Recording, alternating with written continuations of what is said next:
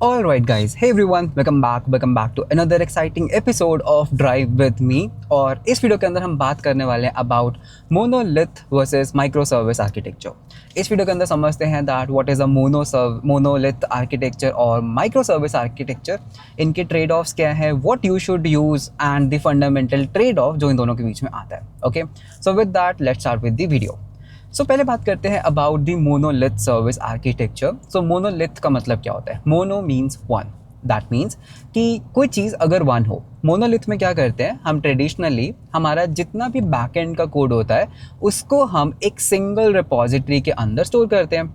Let's say अगर आप एक ई कॉमर्स एप्लीकेशन बना रहे हो, सो आप क्या करेंगे, आपका जितना भी कोड है, ऑथेंटिकेशन का कोड, ऑर्डर का कोड, पेमेंट्स का कोड, प्रोडक्ट लिस्टिंग का कोड, जितना भी आपका बायर सेलर मर्चेंट, जितना भी आपके एंड पॉइंट्स हैं, आपका जो कोड है वो एक सिंगल रिपोजिटरी के अंदर होगा। आप गिटहब पे एक रिपोजिटरी बनाओगे, उसके अंदर आप अपना सारा कोड पुश करोगे and that's it, that's your monorepo, right. And then आप इसको जब डिप्लॉय करेंगे, आप बेसिकली क्या करेंगे, आप इस पूरे कोड को उठा के you will just deploy it on a server and that's it, your server is up and running. Now let's talk about problems. अब जैसे जैसे आपका एप्लीकेशन स्केल करेगा, so this one server will become a bottleneck. एक server इतना capable नहीं है कि वो आपके सारी रिक्वेस्ट को हैंडल कर सके। तो आप क्या करोगे, we will do some kind of scaling. So most commonly हम कौन सी स्केलिंग यूज़ करते हैं? We use horizontal scaling. Horizontal scaling means adding more servers. अगर मेरा एक सर्वर इतना लोड हैंडल नहीं कर पा रहा है, so what I am going to do is I am going to add more servers. तो ठीक है, यहाँ पर भी हम यही करते हैं। मेरे पास एक सर्वर है जिसके अंदर सारा कोड है, मेरा 100% of the code lives there. मैं उसको हॉरिजॉन्टली स्केल करूँगा। अब जहाँ मेरे पास एक सर्वर था, अब मेरे पास 2 सर्वर्स हैं, then I will have 3 servers, then I will have 4 servers and everything is sorted, everything is working absolutely fine. But guys here comes problems. Okay, monolith, हम अभी मोनोलिथ की बात कर रहे हैं। क्या हो अगर मेरे ऑथेंटिकेशन सर्विस के अंदर या ऑथेंटिकेशन के कोड के अंदर कोई बग है? ऑथेंटिकेशन के अंदर मैंने कुछ तो वेरिएबल मिस कर दिया जिसके कारण से मेरा एप्लीकेशन जो सर्वर है वो क्रैश कर गया। ओके, अब अगर हम यहाँ पे ध्यान से देखें, बिकॉज मेरे ऑथेंटिकेशन के कोड में कुछ बग था, उसने क्या किया, मेरे पूरे के पूरे सर्वर को डाउन कर दिया, विच बेसिकली मीन्स कि अब मेरा ऑथेंटिकेशन भी डाउन है, मेरी ऑर्डर पे सर्विस भी डाउन है, मेरी पेमेंट सर्विस भी डाउन है, just because of a bug in an authentication service. Do you think that this is a good architecture कि आपका पूरा का पूरा सर्वर ही डाउन हो गया? Obviously not, right. अगर ऑथेंटिकेशन में बग है तो आइडियली ओनली ऑथेंटिकेशन से स्टॉप वर्किंग ना, but everything stopped working. So that is one problem in monolith architecture कि अगर कुछ भी डाउन जाता है, it actually brings everything down because everything is mono, everything is one। यहाँ पे कुछ भी segregation नहीं है। सेकेंडली, आपका जो कोड है ना वो यार वो ओवर टाइम करता है ग्रो। ओके, तो आपका कोड काफ़ी कॉम्प्लेक्स हो जाएगा over time, that is what you are going to notice very soon. तो मोनोलिथ आर्किटेक्चर का प्रो यही है कि it is very easy to manage, उसके मैनेजमेंट बहुत इजी है, सिंगल सर्वर है, सिंगल कोड बेस है, राइट। तो that is the thing, but इसके ट्रेड ऑफ यही है कि there is a single point of failure. Single point of failure एक बहुत ही कॉमन टर्म है जो सिस्टम डिज़ाइन में यूज़ की जाती है। दैट इज़ कि due to a bug in authentication service your whole server becomes down. तो सोल्यूशन क्या है पीयूष इसका? सोल्यूशन इज़ वेरी सिंपल कि हम इसको सेग्रीगेट करना शुरू कर देंगे। हम इनका एक सेपरेशन ऑफ कंसर्न यूज़ करेंगे। हम यहाँ पर क्या करेंगे, मैं बोलूँगा यार देखो, जहाँ मेरा सिर्फ एक सर्वर था, मुझे एक सर्वर नहीं चाहिए, मुझे मल्टीपल सर्वर्स चाहिए।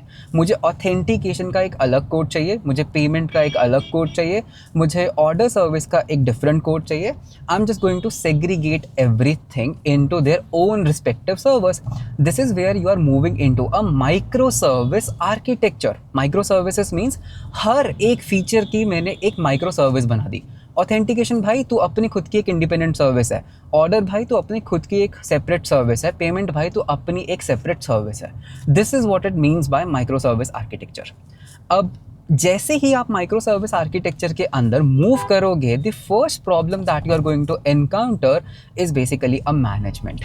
अब आपके पास इतने सारे सर्वर्स, इतने सारे रिपोजिटरीज एंड कोड बेस हो चुके हैं कि इनको मैनेज करना ईजी नहीं है, सिंगल हैंडेडली मैनेज नहीं कर सकते। You actually now need a team of developers, number one.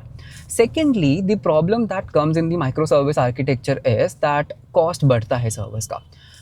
देखो, अगर मान लेते हैं कि मुझे ऑटो स्केलिंग नहीं भी चाहिए, I am not scaling at all, still I have to at least run one server of every service. Authentication का एक सर्विस, ऑथेंटिकेशन का एक सर्वर, ऑर्डर का एक सर्वर, एंड देन पेमेंट का एक सर्वर, एंड लेट्स से कोई आपके पास कोई प्रोडक्ट वाली एपीआई है तो उसका भी एक सर्वर। तो मतलब कि अगर मैं ऑटो स्केल कर भी नहीं रहा हूँ, even then I am spinning up 4 servers, तो यहाँ पे थोड़ी सी जो कॉस्ट है वो आपकी बढ़ जाती है। So that is one drawback that you get in a micro service architecture. बाकी देखो, माइक्रो सर्विस आर्किटेक्चर के ना प्रोज ज़्यादा हैं। जब आप एक अच्छे स्केल पर होते हो, जहाँ पे 4 सर्वर 5 सर्वर इज़ नथिंग, जहाँ पे आपको सच में स्केल करना है, वहाँ पे आपके पास एडवांटेजेस ज़्यादा आते हैं। एडवांटेजेस लाइक नंबर 1, आप सर्विसेज को ना इंडिपेंडेंटली स्केल कर सकते हो। देखो, जब भी कोई सेल लगती है ना, उस टाइम पे ना ऑथेंटिकेशन सर्विस पे इतना लोड नहीं होता। उस टाइम पे जो लोड होता है वो होता है प्रोडक्ट, ऑर्डर और पेमेंट सर्विस पे।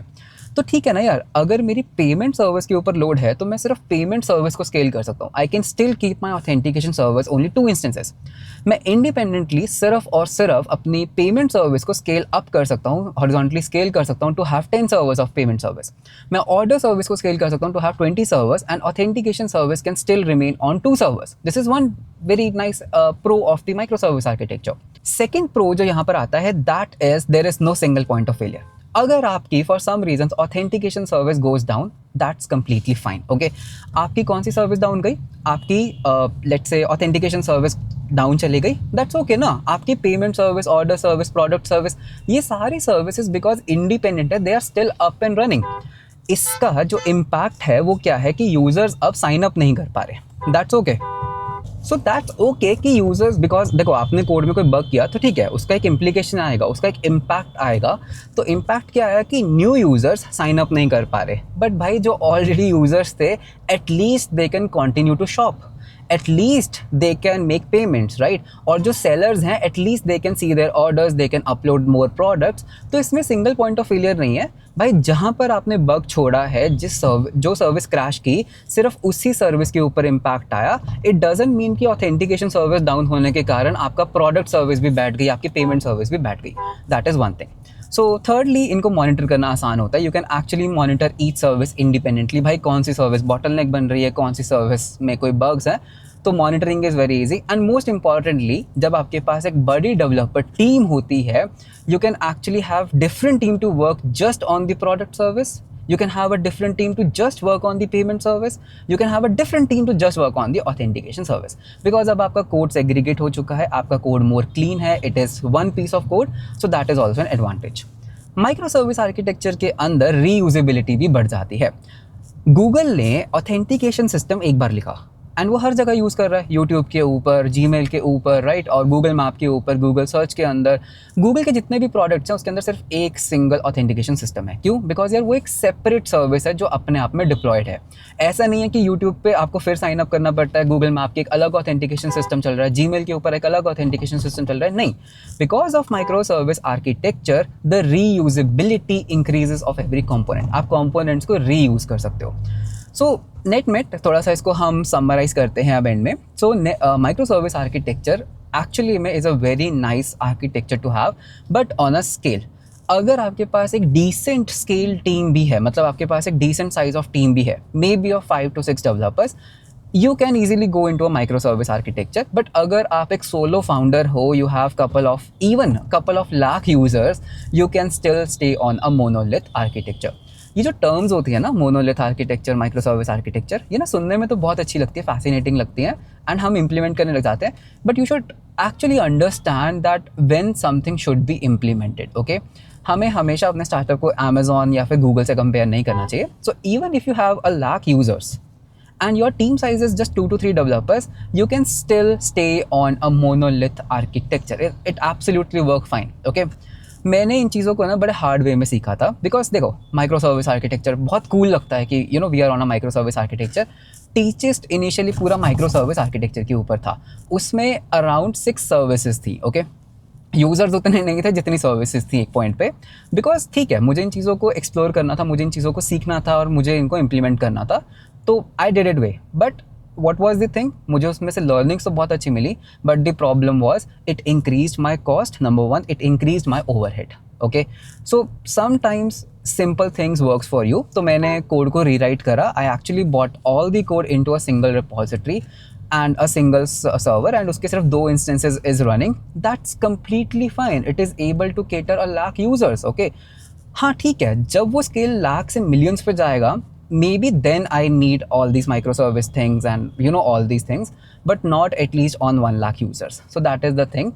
So monolith service is also good because उसमें आपका मैनेजमेंट ओवरहेड नहीं आता. So कभी भी सिस्टम डिज़ाइन में ऐसा नहीं होता है कि मोनोलिथ बेकार है और माइक्रोसर्विस अच्छा है. No, you have to see what you have to use. आपका स्केल क्या है, चीज़ें इवेंचुअली इवॉल्व करती हैं, राइट?